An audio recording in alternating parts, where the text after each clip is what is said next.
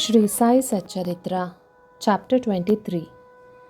Yoga and Onion, Shama cured of snake bite, Cholera ordinance broken, Ordeal of Guru Bhakti. Preliminary. Really, this human soul transcends the three qualities, that is, Sattva, Rajas, and Tamas. But being deluded by Maya, he forgot his nature, which is existence, knowledge, and bliss, and thinks that he is the doer and enjoyer, and thus entangle himself in endless miseries, and does not know the way of deliverance. The only way of deliverance is loving devotion towards Guru's feet. The great player or actor, Lord Sai, has delighted his bhaktas and transformed them into himself.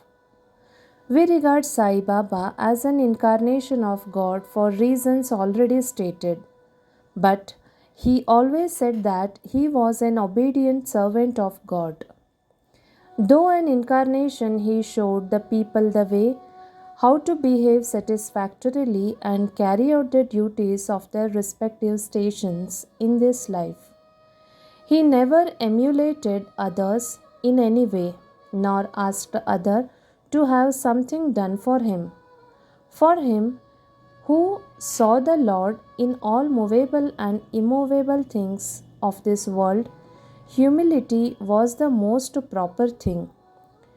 None he disregarded or disrespected, for he saw Narayana, that is Lord, in all beings. He never said, I am God, but that he was a humble servant, and he always remembered him and always uttered Allah Malik. God is the sole proprietor or owner. We do not know the various kinds of saints, how they behave, what they do and eat, etc. We only know that by God's grace they manifest themselves in this world to liberate the ignorant and bound souls. If there be any store of merits on our account, we get a desire to listening to the stories and leelas of the saints, otherwise not. Let us now turn to the main stories of this chapter. Yoga and Onion. Once it so happened that a sadhak of yoga came to Shirdi with Nana Sahib Chandorkar. He had studied all the works on yoga, including the Yoga Sutras of Patanjali, but had no practical experience. He could not concentrate his mind and attain samadhi even for a short time. He thought that if Sai Baba be pleased with him, he will show him the way to attain samadhi for a long time. With his object in view, he came to Shirdi. And when he went to the masjid, he saw Sai Baba eating bread with onion. On seeing this, a thought arose in his mind: how can this man eating stale bread and raw onion solve my difficulties and help me? Sai Baba read his mind and said to Nana Sahib, O Nana, he who has the power to digest onion should eat it and no one else. Hearing this remark, the yogi was wonderstruck and then fell at Baba's feet with complete surrender. With pure and open mind, he asked his difficulties and got their solution from Baba.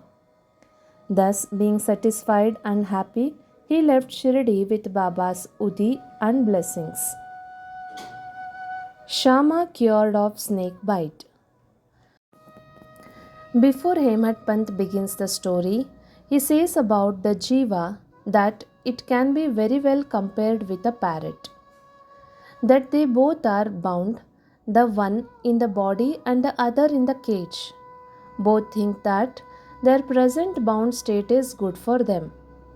It is only when a helper, that is Guru, comes and by God's grace opens their eyes and liberates them from their bondage, that their eyes are open to the greater and larger life, compared to which their former limited life is nothing. In the last chapter, it was shown how Baba anticipated the calamity that was to befall on Mr. Mirikar and rescued him from it. Now, let the readers hear the story of grander than that. Once, Shama was bitten by a poisonous snake. His little finger of the hand was stung, and the poison began to spread into the body. The pain was also severe, and Shama thought that he would pass off soon. His friends wanted to take him to the god Vitoba, where such a cases were often sent. But Shama ran to the masjid to his Vitoba Sai Baba. When Baba saw him, he began to scold and abuse. He got enraged and said, O Vile Batodia, priest, do not climb up. Beware if you do so. And then roared, Go, get away, come down. Seeing Babas thus red with wrath, Shama was greatly puzzled and disappointed. He thought that the masjid was his home and Sai Baba is his sole refuge. But if he was driven away like this, where should I go? He lost all hope of life and kept silent. After some time, Baba became normal and calm when Shama went up and sat near. Then Baba said to him, Don't be afraid. Don't care a jot. The merciful fakir will save you. Go and sit quiet at home. Believe in me and remain fearless and have no anxiety. Then he was sent home. Immediately afterwards, Baba sent Tatya Patil and Kaka Sahib Dikshit to him with instruction to the effect that he should eat what he liked, should move in the home, but should not never lie down and sleep. Needless to say that these instructions were acted upon and Shama got all right in a short span of time. The only thing is to remember in this connection is this, the words of Baba or the 5 syllabled mantra, that is go, go away, come down, were not addressed to Shama as it apparently looked, but they were a direct order to the snake and its poison not to go up and circulate through Shama's body. Baba's words only were most efficacious in saving the life of the Shama. Anyone hearing this story and other similar ones will beget firm faith in the feet of Sai Baba, and only way to cross the ocean of Maya is to remember ever the feet of Baba in the heart. Cholera epidemic. Once cholera was raging virulently in Shirdi.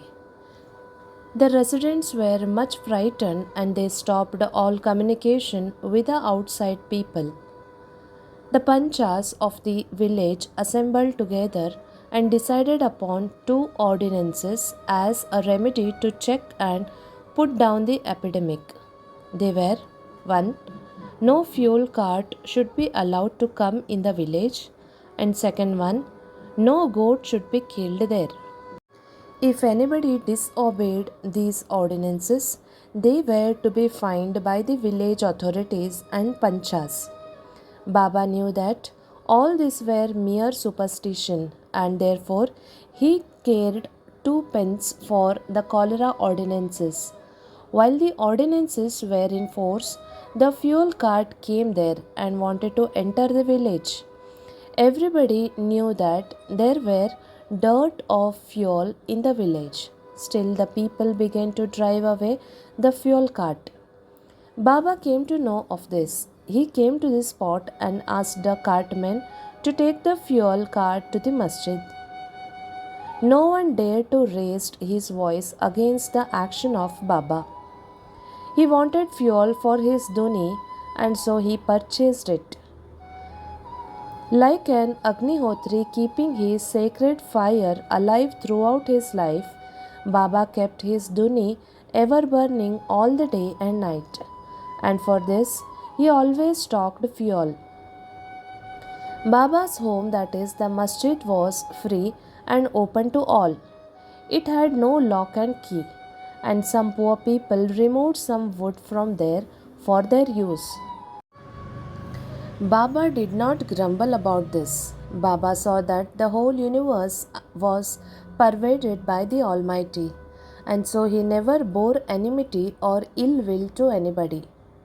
Though perfectly detached, he behaved like an ordinary householder to set an example to the people. Ordeal of Guru Bhakti. Let us now see how the second cholera ordinance fared with Baba. While it was in force, somebody brought a goat to the masjid. It was weak, old, about to die. At this time, Fakir Pir Muhammad of Mauligaon alias Bade Baba was near. Sai Baba asked him to behead it with one stroke and offer it as an oblation. This Bade Baba was much respected by Sai Baba. He always sat on the right hand of Sai Baba. After the chilim pipe was first smoked by him, it was then offered to Baba and to others. After the dishes were served, at the time of taking meals at noon, Baba respectfully called Bade Baba and made him sit on his left side. And then all partook of food. Baba paid him also daily 50 rupees out of the amount collected as dakshina. Baba accompanied him 100 paces whenever he was going away. Such was his position with Baba. But when Baba asked him to behead the goat, he flatly refused, saying, "Why it should be killed for nothing?" Then Baba asked Shama to kill it. He went to Radha Krishna Mai and brought a knife from her and placed it before Baba. Knowing the purpose for which the knife was taken, she recalled it. Then Shama went to bring another knife, but stayed in the Vada and did not return soon. Then came the turn of Kaka Sahib Dikshit. He was good gold, no doubt, but had to be tested. Baba told him to get a knife and kill the goat. He went to Satewada and returned with a knife.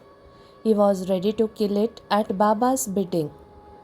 He was born in a pure Brahmin family and never in his life knew killing. Though quite averse to do any act of violence, he made himself bold to kill the goat.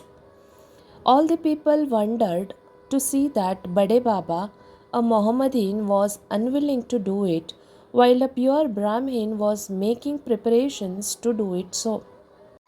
He tightened his dhotar and with a semicircular motion raised his hand with the knife and looked at Baba for final signal. Baba said, "What are you thinking of? Go on, strike." Then, when the hand was just about to come down, Baba said, "Stop, how cruel you are. Being a Brahmin, you are killing a goat." Kaka Sahib obeyed and kept the knife down and said to Baba, "Your nectar like words is law to us. We do not know any other ordinance. We remember you always, meditate on your form, and obey you day and night. We do not know or consider whether it is right or wrong to kill. We do not want the reason or discuss things, but implicit and prompt compliance with Guru's order is our duty and dharma." Then Baba said to Kaka Sahib that he would himself do the offering and killing business. It was settled that the goat should be disposed of near a place called Takya, where fakirs used to sit. Then, when the goat was being removed to that place, it fell dead on the way. Hemad Pant closes the chapter with the classification of disciples. He says that there are three kinds of disciples. First one, the best. Second one, average. And third one is ordinary.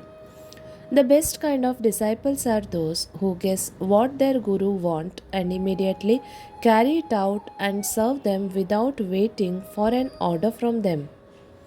The average disciples are those who carry out the orders of their masters to a later without any delay. And the third kind of disciples are those who go on postponing the carrying out of their orders and making mistakes at every step. The disciples should have firm faith, backed up by intelligence, and if they and patience to do this, their spiritual goal will not be distant. Control of breath, ingoing and outgoing, or hatha yoga and other difficult practices are not at all necessary. When the disciples get the above mentioned qualities, they become ready for further instructions, and the masters then appear and lead them on in the spiritual path to perfection. In the next chapter, we will deal with Baba's interesting wit and humor. Woe to Shri Sai, peace to be all. Shri Sai Pranam.